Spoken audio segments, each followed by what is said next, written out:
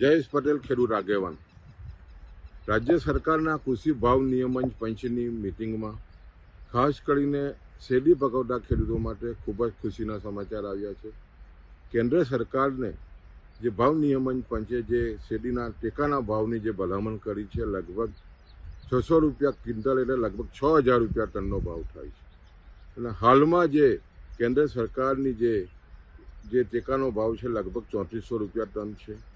શેરડીઓમાં ખેડૂતોને ખૂબ જ ખર્ચાઓ વધી રહ્યા છે. એના અનુસંધાનમાં ખાસ કરીને આદરણીય મુખ્યમંત્રી ભૂપેન્દ્રભાઈ પટેલની આગેવાનીમાં ખેડૂતો માટે ખૂબ જ સારા શેરડીના ભાવો કેન્દ્ર સરકારના જે રીતે ભલામણ કરી છે, ખેડૂતોમાં આનંદ છે.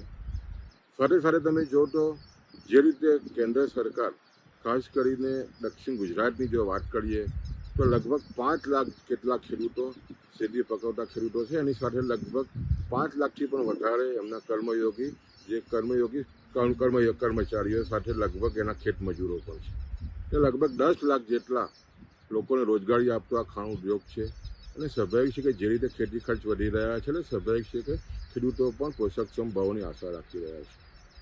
સાથે સાથે જે રીતે કેન્દ્ર સરકારે ખાસ કરીને જો આ ટેકાના ભાવ જો આપવા હોય તો સ્વાભાવિક છે કે જે ખાંડની લઘુત્તમ ટેકાની જે કિંમત છે લગભગ છેલ્લા 3-4 વર્ષથી સ્થિર છે, પ્રતિ કિલો 31 રૂપિયા છે. અને જે રીતે કેન્દ્ર સરકારમાં ખાસ કરીને ઈસમા હોય ખેડૂત સંગઠનો જે રીતે રજૂઆત કરી રહ્યા છે કે ખાંડની જે લઘુત્તમ કિંમત છે એ લગભગ 45 રૂપિયા થવી જોઈએ.